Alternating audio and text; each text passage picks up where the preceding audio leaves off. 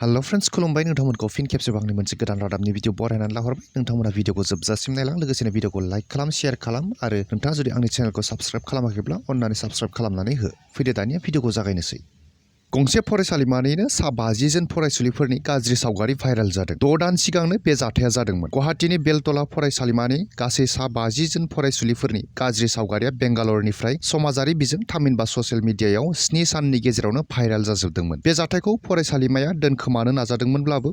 फरायसुलिफोरा खौरां बिजोङाव फोरमायनानै गोसारनाय लोगो लोगो पुलिस बिफाना थांनानै जाथायनि सायाव संदाननायखौ जागायो बे जाथायखौनो लानानै क्राइम ब्रान्चनि साइबार सेलाव 9/2023 नम्बरनि केस रेजिस्टार खालामनाय जादोंमोन पुलिस बिफाननि संदाननायाव बेंगालरनि गंसे एपार्टमेन्टनिफ्राय जाथाय खालामनाया सोराङाव फैयो मुगैथावना बे जाथाया 6 दान बारलांनायनि उनाव जोबथियाव क्राइम ब्रान्चनि साइबार पुलिस बिफाननि आखायाव जाथाय खालामग्रा बिल्लाल हुसैन मुंनि दायनिगिरिखौ थांनाय मंगलबार खालिनि हराव गावनि न'निफ्राय हमनो हायो मिथिनानै मोननाय बायदिब्ला बिल्लाल हुसैना ईदनि समाव बेंगालरनिफ्राय आसामनि दरं जिल्लानि धुलायाव थानाय गावनि न'आव फैदोंमोन बिल्लाल हुसैना बेंगालराव सिकिउरिटि गार्ड महरै खामानि मावहैदोंमोन गिबियाव बेलतला फरायसालिमानि गोबां फरायसुलिफोरनो ससियेल मिडियानि जोहै मोजां मोननायनि खोथा बुंदोंमोन जेब्ला फरायसुलिफोरा मोजां मोननायनि बाथ्राखौ नेवसिदोंमोन अब्ला बियो बै फरायसालिमानि फरायसुलिफोरनि WhatsApp ग्रुपआव सिरियै हाबखोमानानै सावगारिफोरखौ लानानै गाज्रियै एडिट खालामनानै ससियेल मिडियायाव भाइरेल खालामदोंमोन थांनाय मंगलबारनि हराव दायनिगिरि बिल्लाल हुसैनखौ पुलिसआ हमनानै गोबांथार मिथिबावनो थाखाय सोंनाय फिननाय खालामगासिनो दं होननानै मिथिनानै मोननाय जादों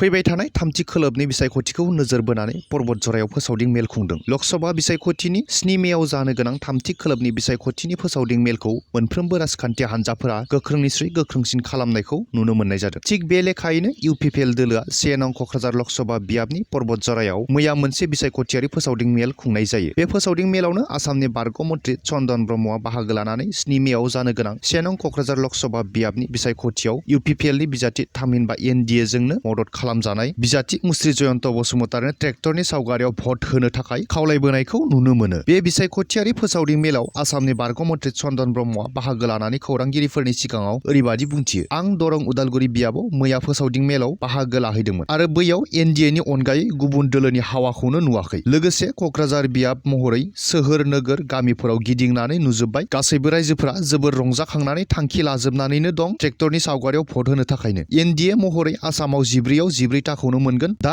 मार्जिना 1000आव नङा लाखावसो जागोन जर'खायै क'क्राझार लकसभा बियाबाव बे बारनि बिसायख'थियावनो हारियारि बर' अबर' राजखान्थिया जोबबाय आरो बियो जोबोर गोनांथार आरो बेबादि राजखान्थिया जोबनायनि क्रेडिटखौ हादरनि गाहाय मन्थ्रि नरेन्द्र मोदी आसामनि गिबि मन्थ्रि डक्टर हिमन्त बिश्व शर्मा आरो दानि बड'लेण्डनि चिफ प्रमद बर' बिथांनो होनो नांगोन होननानै बुंथियो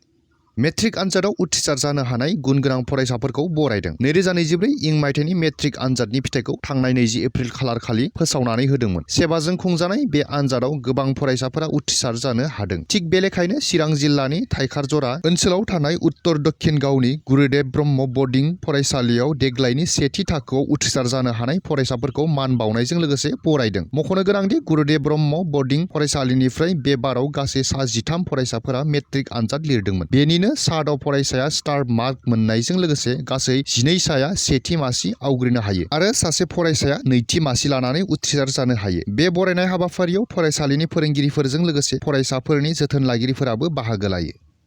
बाक्सा जिल्लायाव मोनसे बुथारनाय जाथाय बाक्सा आरो बरपेटा जिल्लानि सीमा गबर्धनानि काटाजार ओनसोलाव बे मानसि बुथारनाय जाथाया सोमजिदों काटाजार ओनसोलाव गंसे लुबाय थानाय गोदान न'आव सोरबा सिनाय मोनै दुथांफोरा सासे सुबुंखौ बुथारनानै गारना दोननाय हालोदाव बोखांनो हादों बुथारजानाय सुबुंखौ बाबुलाल हरिजन होननानै सिनायनो मोननाय जादों बै जाथायखौ मिथिनानै पुलिस बिफाना गोथै सह'खौ बोखांनाय जायो लोगोसे जाथायनि सायाव पुलिस बिफाना गोख्रोङै संदाननायखौ खालामगासिनो दं होननानै खौरां मोननो हायो हादराव लकसभा बिसायख'थि सेथि खोलोबा थांनाय 19 एप्रिल खालि जानानै थांबाय दा नैथि खोलोबनि बिसायख'थिया फैगौ 26 एप्रिल खालाराव जानो थांगासिनो दं बै नैथि खोलोबनि बिसायख'थिनि थाखाय मोनफ्रोमबो राजखान्थि दोलोआ गावनि बिजाथिखौ देरहाहोनो थाखाय नारा नाथा नाजानायखौ नुनो मोनगासिनो दं थिग बे लेखायैनो मैया दरं उदालगुरि बियाबाव BPF दोलोनि मोनसे फोसावदिं मेल जानानै थाङो बे फोसावदिं मेलाव BPF दोलोनि आफादगिरि हाग्रामा महिलारि बिथाङा बाहागो लानानै खौरांगिरिफोरनि सिगाङाव दरं उदालगुरि बियाबाव एबसुआ BJPनो भट होआ एबसु एबा UPPLनि बर' भटारफोरा सिं BPF-नोनो भट होगोन